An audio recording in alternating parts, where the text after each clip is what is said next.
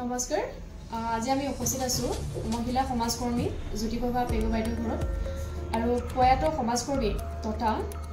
প্ৰশাসনিক বিষয়া জীৱনচন্দ্ৰ পেগু ছাৰৰ ঘৰত আৰু আমি ছাৰৰ বিষয়ে আমি বাইদেউৰ পৰা আমি চমুকৈ আমি জানিবলৈ আমি আগ্ৰহী হৈ আছো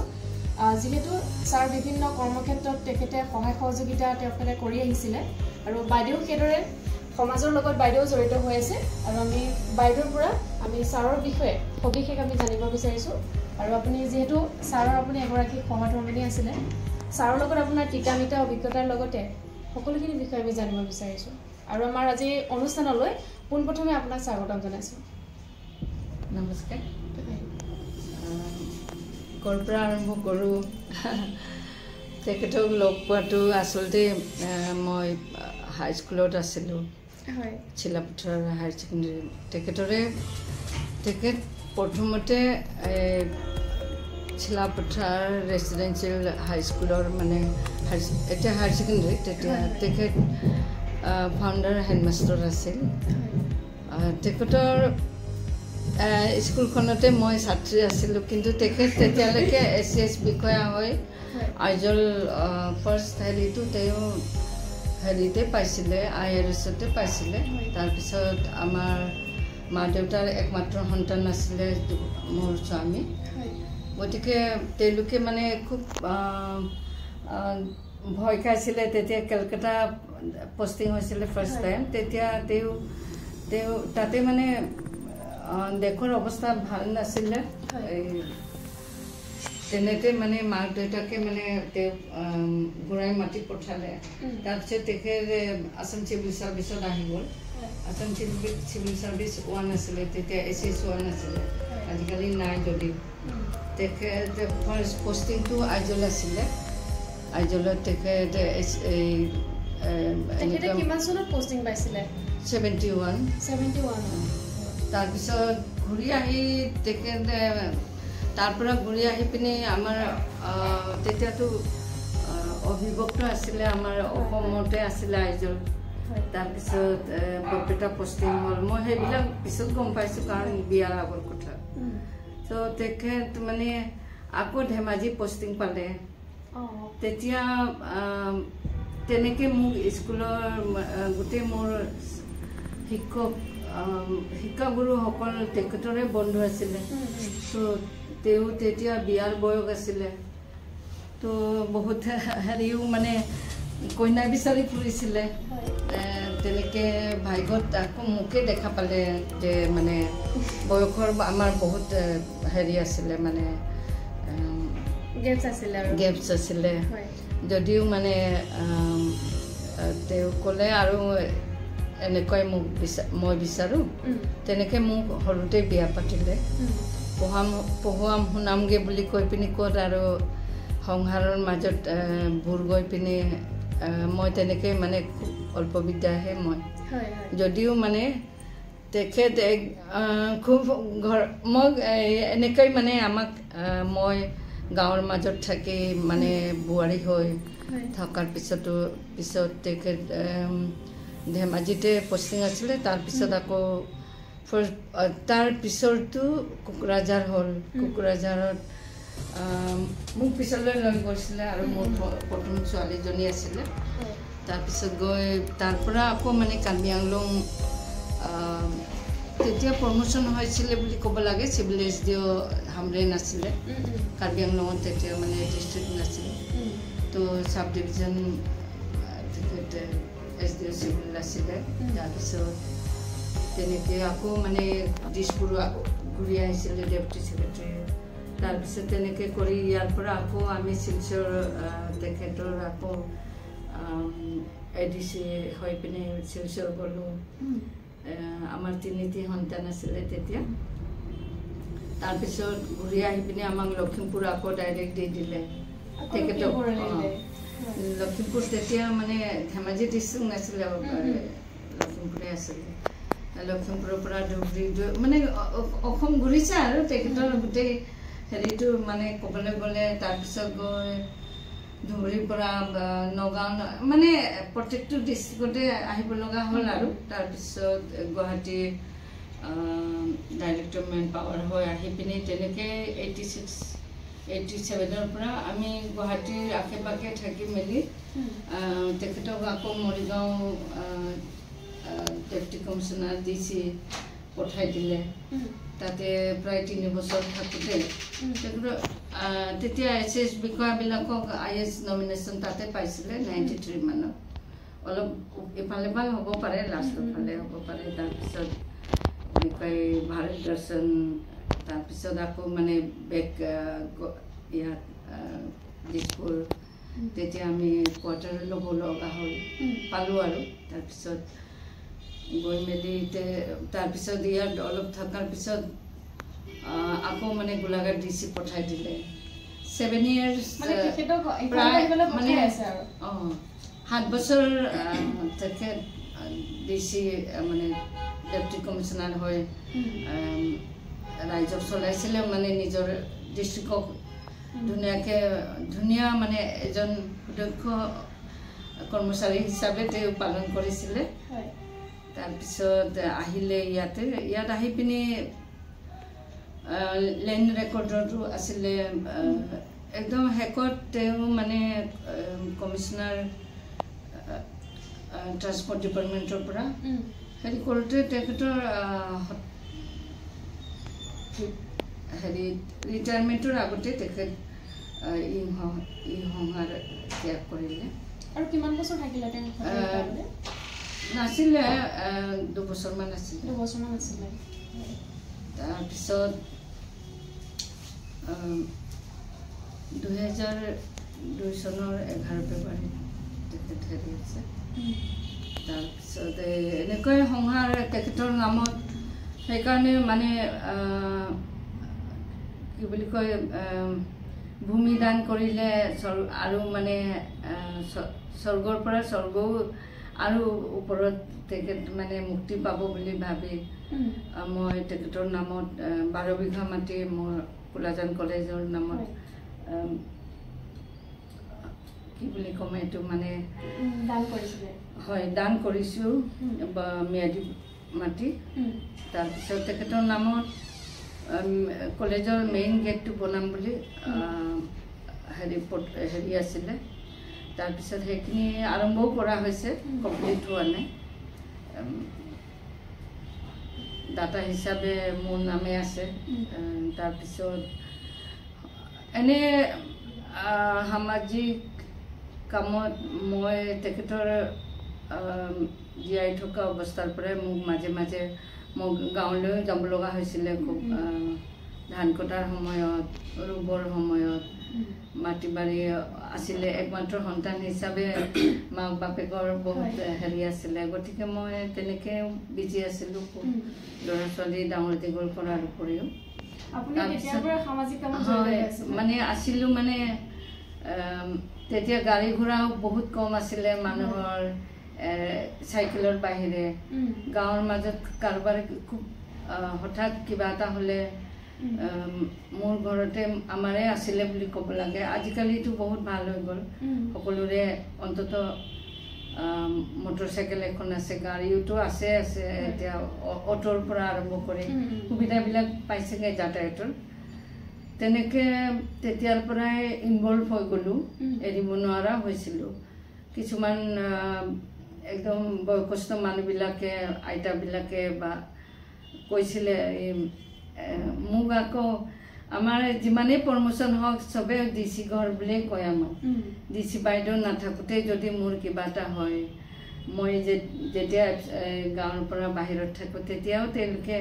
তেনেকৈ কোৱা আৰম্ভ কৰিছিলে। আৰু এই মেমে থাকোঁতে মোৰ কিবা এটা হ'লে হৈছে, আৰু নাথাকোঁতে হ'লে কি হ'ব বাৰু, তেনেকুৱাও হেৰি মানুহৰ মৰম আছিলে এইটো। আৰু তাৰপিছত মই আকৌ চিলাপথাৰ কমাৰ্চ কলেজৰ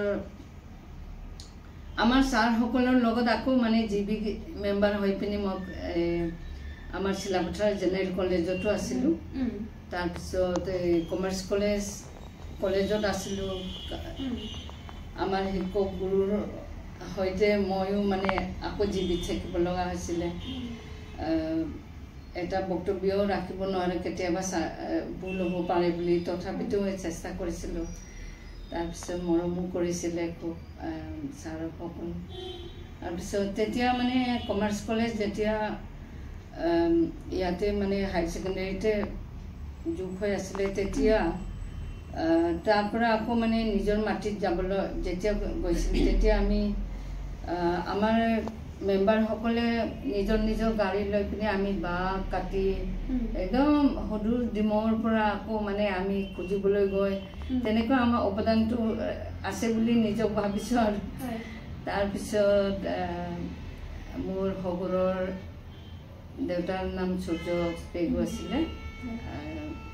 আৰু শাহুৱেকৰ নাম তাকু পেগু তো মোৰ শহুৰ দেউতাৰ নামত ডন বস্কো চিলাপথাৰৰ পাঁচ পুপিলছ সকলোৱে মানে কলেজে মানে তেখেতৰ নামত কুইজ কম্পিটিশ্যন ইণ্টাৰডিষ্ট্ৰিক্ট কুইজ কম্পিটিশ্যন এটা তেখেতৰ নামত পাতিব লাগে মই 3 বছৰ ৰানিং আছিলে চিল চব আৰু মই বহুত ধুনীয়াকৈ তেওঁলোকৰ লগত তেতিয়াৰ দিনৰ ফাদাৰ মানে এই পাঁচ পুপিলছে মানে খুব হেৰি এটা আমাৰ আছিলে তেনেকৈ 3 বছৰৰ পিছত মই তেওঁলোকক উৎসৰ্গা কৰি দিছোঁ আৰু চিল গোটেইকেইটা খুব ধুনীয়া এটা মমেণ্টছ আছিলে তেতিয়া দেই তেখেত আকৌ মোৰ হাজবেণ্ড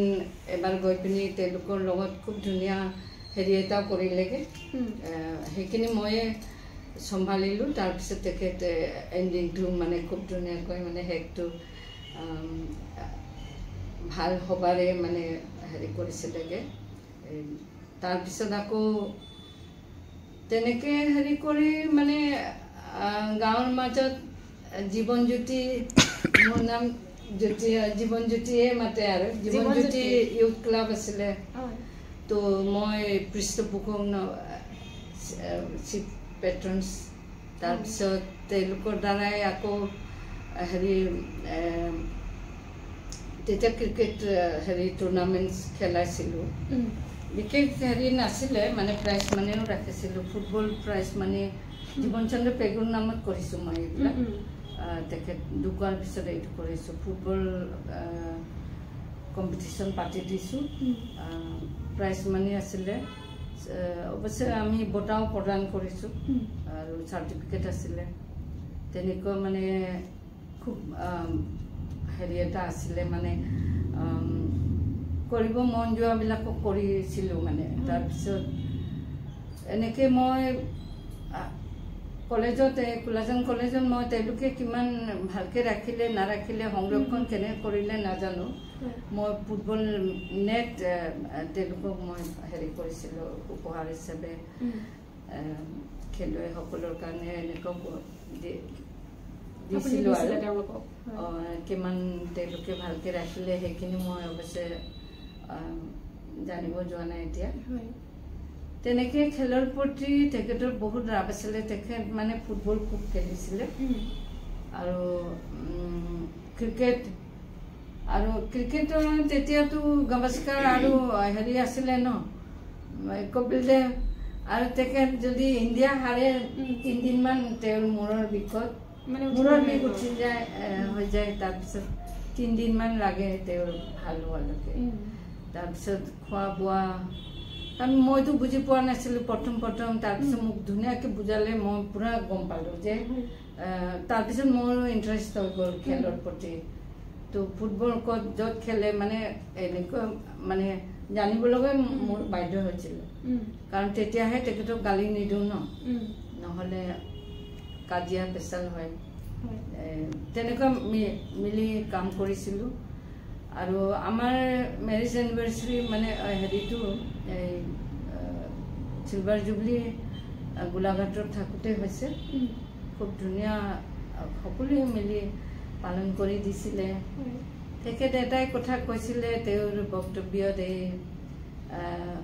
এইটোতো আৰু কোনোবা মহিলা থাকেই ন মাক হওক মই অকলে নহওঁ মই আজি যিটো হেৰিত আছোঁ খুব ধুনীয়া স্মৃতি হয় মোৰ পৰিয়াল মোৰ ছোৱালী 6জনী ল'ৰা এজন বোৱাৰী ল'ৰা বোৱাৰী মোৰ বোৱাৰী তাৰপিছত তেওঁৰ মানে মোৰ ল'ৰা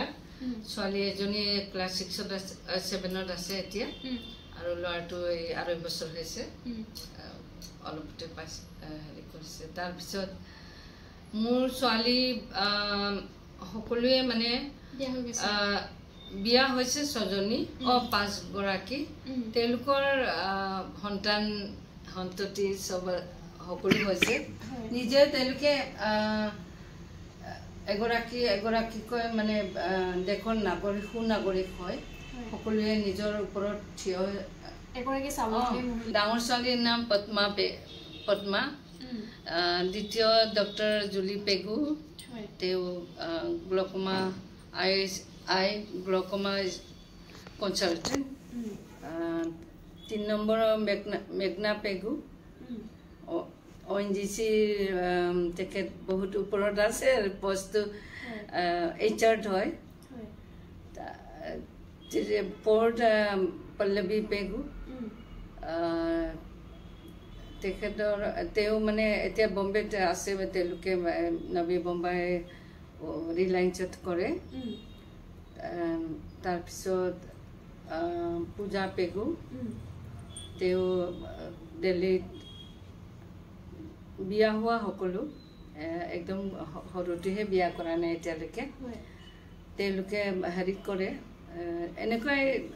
গভৰ্ণমেণ্ট চাৰ্ভিচ নহয় ভাল হেৰিত আছে আৰু তাৰপিছত ছোৱালী একদম সৰুটো গুড্ডু টাইম অষ্ট্ৰেলিয়াত ছিডনীত আছে IIM কৰাৰ পিছত তাতে ছেটেল আপ হৈছে চাকৰি ল'ৰা অৰুণজ্যোতি পেগু বোৱাৰী জয়া তাই পেগু আৰু অনহিতা পেগু আৰু যুৱৰাজ পেগু আমি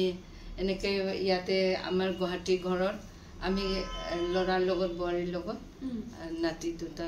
দুজনৰ লগত আছোঁ আৰু মোৰ আচল ঘৰটোতো গেলুৱা কুলাজান পঞ্চায়ত তাতে অৰিজিনেল ঘৰ আছে পিতৃ মাতৃ শহুৰ শাহুৱেক মোৰ স্বামীক তাতে সমাধিচ কৰিছোঁ গতিকে মই খুব ধুনীয়াকৈ জেগাখিনি ৰাখিছোঁ এদিন চাওঁতে আজি আমাৰ এই অনুষ্ঠানটো আমি সামৰণি মাৰিব লৈছোঁ আৰু আমি যথেষ্টখিনি কথা আমি বাইদেউৰ মুখৰ পৰা আমি গম পালোঁ আৰু বাইদেউৰ সুস্বাস্থ্যৰ লগতে দীৰ্ঘায়ু কামনা কৰি আৰু আমাৰ জীবন চন্দ্ৰ পেগু ছাৰৰ আত্মাৰ সদ্গতি কামনা কৰি আজি আমি এই অনুষ্ঠানটো আমি ইমানতে সামৰণি মাৰিছোঁ ধন্যবাদ नानी ने परनानी से न जाने कितनी पुश्तों का प्यार उमड़ के आता है एक फुलके में इसीलिए रोटी रोटी नहीं आशीर्वाद है और इस आशीर्वाद में है बेहतरीन गेहूं जो चुना जाता है देश के कोने कोने से फिर साफ होता है 3 बार गहराई से और पीसा जाता है पारंपरिक चक्की की तरह जिससे मिले सर्वगुण संपन्न आटा आशीर्वाद भारत का नंबर 1 आटा ब्रांड फ्रॉम ITC